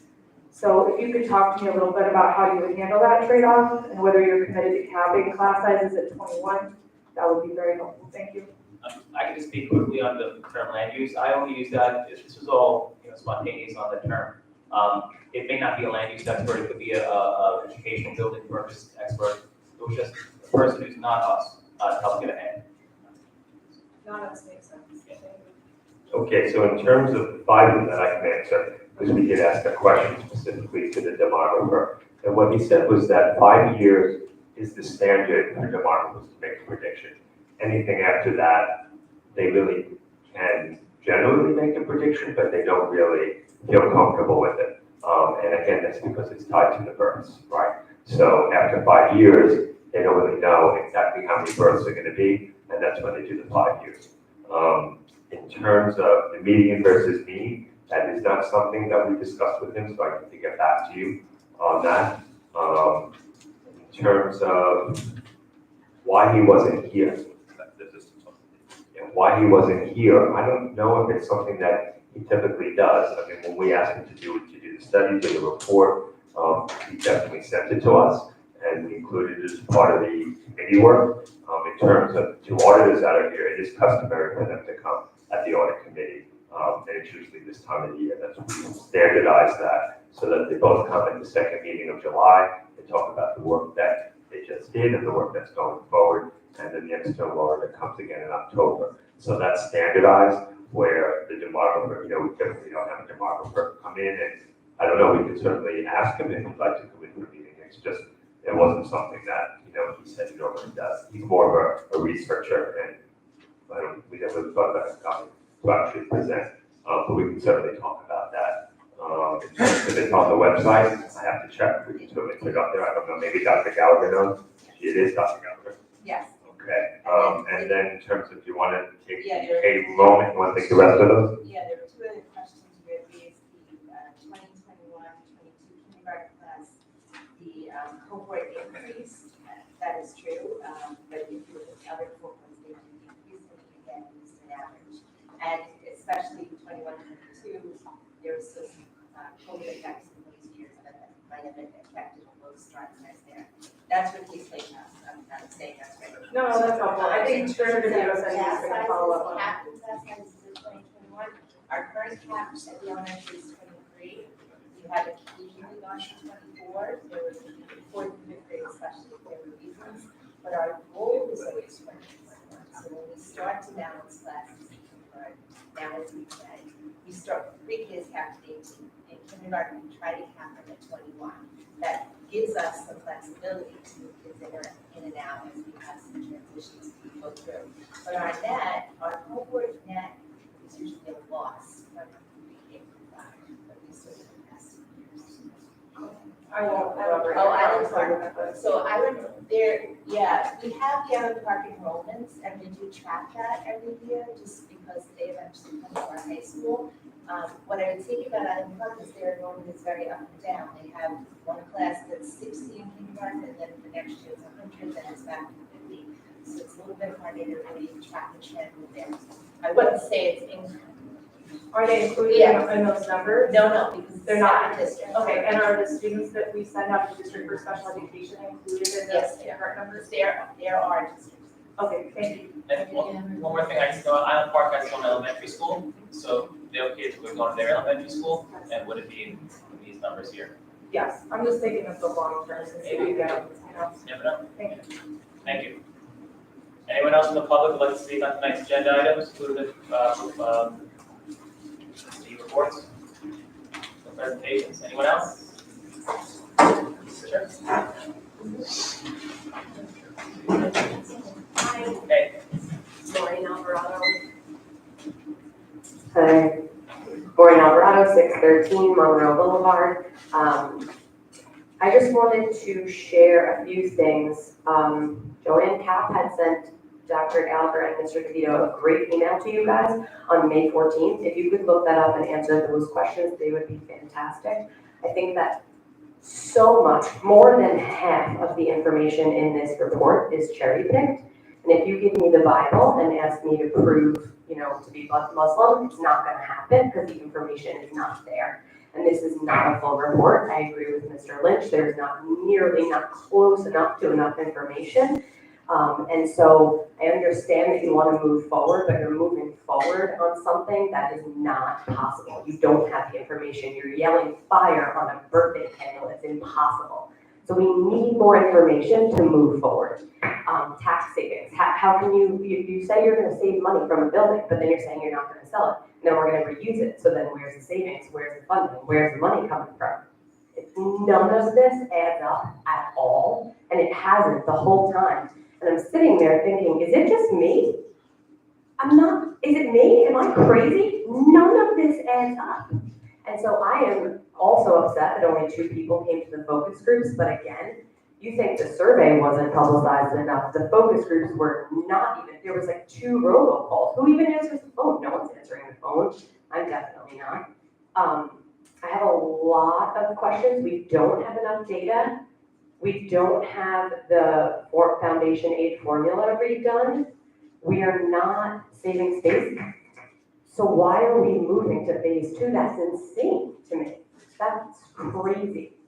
I feel like we didn't finish phase 2. 900 answers with 34,000 residents. We're not done with phase 2. 1, rather.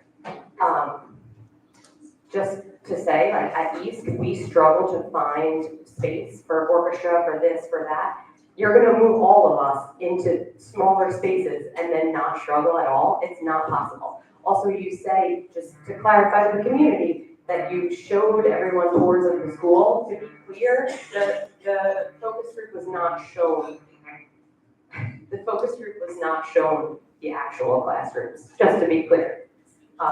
In the spirit of being transparent, have we looked at, how this opens us up to more sex offenders? Loads more. By removing a school, you have more areas that people can move in as sex offenders. That's extremely important to put out there. But we're not talking about that in these, surveys. We're only talking about savings.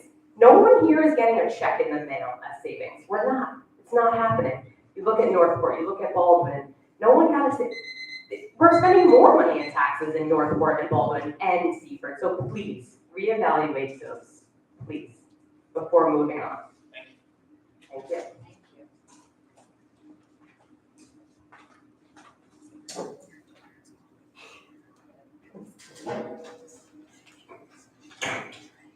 Hi, Nicole D'Arienzo, 445 East Market Street. Sorry, I took a lot of notes, so I hope this makes sense. While I appreciate all of the work that so many people who both work for the district, the board, and community members have done in this committee, I can't help but feel like the survey is basically that initial email which presented this false dichotomy. Either we keep a school open or we have all of these high quality programs. It's basically that email in a survey form. I have expressed this before to Dr. Natali and some other administrators, but unless we do lose foundation, which as Mr. Pinto said is very much up in the air, it might happen. We don't know. Albany would have to get its act together. We don't necessarily have to cut anything to maintain our current level of programming. Just as an example, one of the survey questions was, do you value, I want to get the language right, papers here. Here we go. Increasing AP, IB, college level course offerings. And that is presented as, do you value that, or keeping 4 elementary schools, right? Well, my question for Dr. Gallagher, and I've asked this before, is why does that cost more money? I teach an AP course. I'm not clear why that would cost the district more money, why we'd have to close a school to offer more AP programming. I also, to sort of piggyback off of what Marina Alvarado said, if we are in fact keeping the building, aren't we still responsible for the repairs and the upkeep of that building? Hasn't that been touted as one of the biggest cost savings? So then how much would we actually save by closing a building if we're keeping it in our like portfolio of buildings? And how much would it cost to repurpose? Some of the ideas that were, I understand, spontaneously thrown out there, like, oh, maybe it could be something for seniors or something through the rec, et cetera. Those could be done while keeping the school open. Those could be done in the evenings and on weekends, et cetera. People who are advocating for keeping e-school open are often accused of having like only an emotional argument. And I'm not going to lie, it is very emotional. For me, I love the school. I love a small neighborhood school. And so I think really it's about values. I understand, for example, Dr. Ryan's values is like efficiency, right? And I'm not against efficiency. Just finishing this one thought, not all aspects, for example, a small community school or school choice and busing are efficient, but they still have value. They're just less quantifiable. So the one question though was about the AP IB courses. How does that cost more money? Absolutely, because if we offer more AP and IB courses, we necessarily give choice and like students that reduce. We can't hear you. Right. That necessarily provides more sections of teaching and smaller sections in the high school. There's also some cost educating, training teachers in AP and IB. So there is associated costs with increasing our costs on any course offerings at the high school, especially AP, IB, and component courses. All of those require additional training, and the more choices we give students, the smaller the sections are. If we removed the gatekeeping from the IB and AP courses, we could, I know this is separate, but they don't. Oh, I thought that there was. Oh, I didn't hear that. Thank you. Any other comments from the public? Great, thank you everyone for your feedback. We appreciate your activity in this. Moving on to the treasurer's report. For May of 2024, any action needed on this? No action needed. Great, approval of minutes for the executive session reorganization at the regular meeting of July 2nd, 2024. Make a motion. Second. Taking a vote. Sorry, Ms. Kelsey? Yes. Ms. Conway? Yes. Dr. Ryan? Ms. Pace? Yes. And I vote yes. Moving on to the presentation of the superintendent. Thank you. I ask the board to consider item 1, sophisticated personnel, and there is an additional resolution to add to that. Hold on. If anyone wants to stay to the rest of the remaining of the meeting, you're more than welcome to stay. We're just trying to complete the business of the meeting. If you need a minute, we can do that. If not, just bring the conversations outside. Appreciate it. Are we gonna be allowed to say something that's not today's meeting? At the end of the meeting, there'll be another questions and comments and any topic from the public. Sorry. Mrs. Jones, could you read the additional resolutions for sophisticated personnel? Resolved upon the recommendation of the superintendent of schools, the Board of Education approves a leave of absence for two parties from his position of technology teacher effective for the 2024-25 school year. And be it further resolved upon the recommendation of the superintendent, the Board of Education hereby appoints T. Hardy to a probationary appointment as Director of Technology district-wide in its Director of Technology senior area with a 4-year probationary period to begin effective August 1st, 2024. Can I get a motion on that? Motion. Second. Ms. Kelsey? Absolutely, yes. Ms. Conway? Yes. Dr. Ryan? Yes. Ms. Pace? Very happy to support that, yes. And I vote yes. Congratulations. And that was for all certificated personnel, who would like to take that? Why don't we I think that was clear, so we'll do separate for that, and then we'll do certificated personnel. Is there a motion on the floor for the entire, the remaining personnel matters, certificated personnel? I'll make a motion. Second, any discussion? Second. Any discussion? Ms. Kelsey? Yes. Conrad? Dr. Ryan? Yes. Ms. Pace? Yes. And I vote yes. And I'd like to introduce Margaret Brodell, who's one of our new appointed teachers tonight. If I know Margaret, if anybody else is here, can you introduce yourself? Anyone else? Welcome. Welcome. Welcome. Item 2, non-certificated personnel. Is there a motion? Motion. I will second it. Any discussion? Ms. Belsey? I vote yes. Ms. Conway? Yes. Dr. Ryan? Yes. Ms. Pace? Yes. And I vote yes. Ms. Dolan, can you read the determination and residency appeal resolution? Be it resolved that the Board of Education denies the student residency appeal for the student named in confidential attachment A. Can I get a motion on that? Motion. Second. Second by Ms. Conway. Ms. Belsey? Yes. Ms. Conway? Yes. Dr. Ryan? Ms. Pace? Yes. And I vote yes. And I'd ask for to consider items 4 to 14 together. Can I have a motion on items 4 to 14, please? Motion. Second. Ms. Belsey? Yes. Ms. Conway? Yeah, I just want to My say fault. that I'm excited that we're going to have the Romans routine again. I think the students really got a lot out of that. So, thank you, and yes? Dr. Ryan? Yes.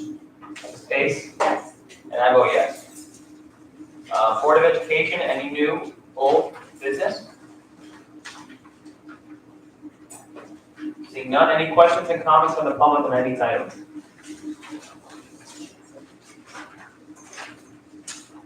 Once again, same thing, 3 minutes, please state your name and maintain the form, thank you. My name is Allison Callahan. I live at Green, make it green. It is good. Okay, I live at 66 Farmer Street. I'd like to comment on my experience with a certain department. It is the Special Education Department of Long Beach. My child is a CPSE student and coming into pre-K. She's had CPSE for 2 years now. She transferred from early intervention. On May 3rd, I sent an email to Dr. Gallagher, Dr. Fran Macchio, and Maria Vasquez-White. I received no response from that email about my child's placement services or about questions I had about obtaining therapists for 3 weeks, in which I had to respond back. As a human resources professional with 20 years experience, that is unacceptable. If somebody emails you, you respond. If you don't know the answer, you say, I'll get back to you, but you respond. It shows us that you are reading us and you are listening to us. If I ever did that to an employee in my career, I would be written up or fired, because it is unacceptable. When Dr. Gallagher did reply, she did reply with misinformation. She told me that, sorry, I just found out today about the meeting, that my daughter's placement in the fall, that she stated that my daughter would be attending pre-K and I do not have to arrange services for her. It would be provided for her by the school district. After that, I received a phone call, not an email, from Maria Vasquez-White stating that Dr. Gallagher was incorrect. She also stated that she was looking at my child's IEP at the time and that I would not be able to get a physical therapist to go into her school to provide services for her. And that does not happen in Long Beach by any student. When I told her I was not made aware of this information, she told me she said this to me at our annual meeting, in which I replied and said, you were not at my annual meeting. If you looked at my IEP, it says the attendance. You were not on there. If I was told this information in April at my meeting, not by the end of May, I would have placed my daughter on a wait list to her current school in Oceanside that she is attending, where I have 3 therapists lined up for her to work. That will also cost my family, which is one income, $15,000 when we are paying taxes here. In regards to my support from the district, I was told that they would send a blast email to all providers. I was also handed 3 forms with providers for OT, PT, and speech. And I was told, you should call them. It's best that you should call them. There are shortages. I have made over 50 phone calls. I have yet to find providers for my daughter, who is delayed and who is not receiving services this summer and is regressing. This is also happening to other women in this room, other parents in this room who are looking for providers. Some of the providers that I've called, they said, we're not coming to Long Beach. Other providers I have called, they said, we're not contracted with the county anymore. Other providers called, said, you can come to us, but it's 35 minutes away. This is unacceptable. My child needs services. At this date, I have not been able to. It is up to the school district to provide services based that is mandated on the IEP. I have read the law. I will get a lawyer. My child should have 3 providers set up on September 4th at West School providing her services. If the district needs to go out and hire people part-time who worked already, they should be doing this. This should all be worked before September 4th. I should not be stressed out, up at night, and nor should we have to pay another $15,000 for my child just to get services. This is unacceptable. I have a lot more to say, and I want to be respectful of the time. I do have a lot more to say, but this is just really the gist of the point of what is going on, and I'm not sure if it's being made aware of. We appreciate you coming up. We understand it's very difficult to come up and discuss personal stuff like that in the public setting. I think it'd be best suited that you have the public conversation with Dr. Gallagher regarding it. We are now aware of it.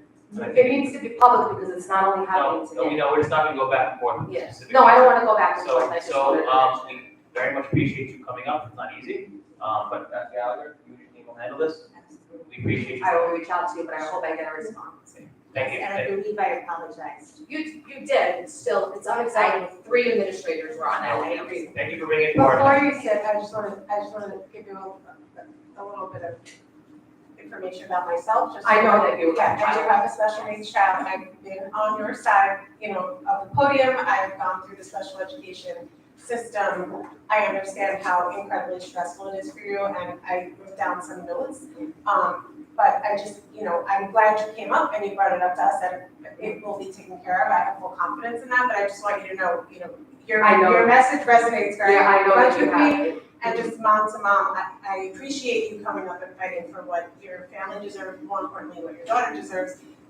You're 100% correct. Her IEP is going to mandate what she needs, and she will have that. And I just in general, to just say to you, Maria was right. I was incorrect in my information. Which happens. And that's because this is the first year we have an in-house special ed pre-K program that is still governed partly by county rules. And that's where some of this gets a little messy. And I understand it's confusing with the full-time pre-K, the transition. Totally, you should not be getting burdened, you should not be this stressed out, and we will absolutely help you get providers. Thank you so much. Any other comments from the public on any item? I just want to say a couple things that I was earlier speaking on.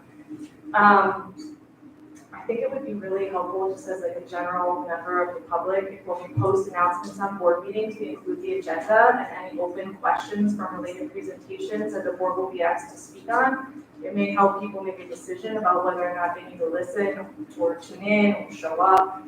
For example, like the presentations tonight on the budget, on the audit committee were mentioned, but not the other committees were, and people may find that interesting. I really appreciated hearing some of the personal comments on like how you're feeling about some of this. I think that's really helpful for people that are trying to understand like how you feel about some of the difficult decisions that are being placed. I would maybe recommend taking questions from the public before confirming your decisions on how you're going to move forward, because it gives the impression that public comments are being considered before decisions are made. And could you please just, I think I heard today that we're moving forward to the second phase of the committee, and that would be to gather information to paint a fuller picture, regardless of actions. Is that, and that we want facilitation from a third party. Did I hear that correctly? Pretty good. Thank you.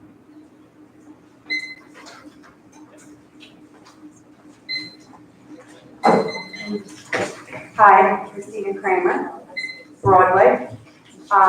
Well, I don't really like it's been a while, I've been to a lot of school meetings, so I didn't really get the format. You asked about the presentation and then you can come up again. Just a few comments. I was just wondering who created that survey that you distributed? There was like a committee, okay. Mr. Pinto, you are in charge, or one of the people in charge of the East Home Civic Association, yes? I'm the past president, yeah. Oh, well, as an East School resident, I didn't receive anything from the East Home Civic Association, and I think it would be helpful if there were something really important like this, that each of the civic associations get to have meetings and discuss the potential situations that could happen within the district so that the community residents can have a say. Because I know as an East School resident, I would like to have some input about what might happen to East School, whether it's a park or a pool or a rec center or whatever. And I do feel that as a resident, I was well informed. Let's see, what is your plan for all the new students for the new construction? We have the Breeze, the Broadway, the one on Grand, and I agree with whoever said 5 years might not be enough. What if there's a baby boom? Like, how are you planning ahead for that? And then there was a statement about affordable housing. I'm just wondering, is there anything that the school district can do, or is it out of the scope for the school district to get involved with kind of encouraging some affordable housing so that maybe other lower income families could move into the community with children? I think I got the answer to this one, how much taxes for the residents would go down if East School shut down, and I can tell you probably a big fat zero. And if there's no East School, will they consider keeping the park area, maintaining? I don't know if these things have been asked and answered before. And then my last, and the real reason why I was here is this. Everybody knows who I am as far as the wind turbines. The Sachem School District and some other school districts are being more active instead of reactive to battery energy storage systems and the turbines. And I just want to know what's the school stance on this, you know, as far as like Vineyard Wind, they had one turbine blade fall into the ocean and all their beaches are shut down. The kids aren't playing on the beaches, and the construction, there's like a gazillion things that could happen with the turbines. And I haven't heard anything from the school board, and I don't think I've seen anybody from the school board present at the city council meetings. So that's it. Thank you. Thank you. I can just say personally, not on behalf of the board, but as a resident, I'm not in favor of wind turbines and tunnels and power lines or whatever, low underground wires coming through our community, especially from an outside developer. It's not worth it to our community. It's not beneficial to our community. I don't want to be taken advantage of by big developers out there. But that's my personal note, and I just want to give that up. I just have, Ms. Kramer, what did you mean about the battery being safe? Could you just go over that just a little bit so I understand it a little bit more? So the Barrett power plant, the Barrett substation is being slated for a battery energy storage station. I'm sorry, which substation? Yes, Island Park. The reason why it's important is that these battery stations, they go on fire, and then all the schools in the area are held on lockdown. So I just want the council or the school board to start educating themselves on what it means to have a battery substation there. And that I was just at a meeting in Oyster Bay and speaking with the company, I forgot the name of the company that's trying to put one in Bethpage, and they're saying they shouldn't be within a mile of a school. And we have like 5 schools within a mile of Barrett, so I'm just saying people need to. We appreciate the insights on that, thanks. No, I didn't know that, thank you. Thank you so much. Any other comments from the public on any item? Okay, moving on, Long Beach Classroom Teachers Association. Karen Goodman, LBCTA, good evening, everybody. First, thank you to the school board, central admin, and all members of the advisory committee for always putting students first and discussing possible consolidation options. We would like to congratulate all new members being appointed this evening, and we would also like to give a special congratulations to Keith Harvey. Thank you to Keith for all of his years of service to the LBCTA, and we are looking forward to working with him in his new role of Director of Technology. Have a great summer. Thank you so much. We echo those sentiments. Administrative Supervisory and PBS, any comment? No. Thank you. Long Beach SCA, Group C. Eileen Radner said no comment. Thank you. On behalf of Eileen. Anyone for the PTSA? No. No comments, thank you again. Seeing no other comments from the association, can I get a motion for adjournment? Motion. All in favor? Aye. Thank you everyone for coming out tonight.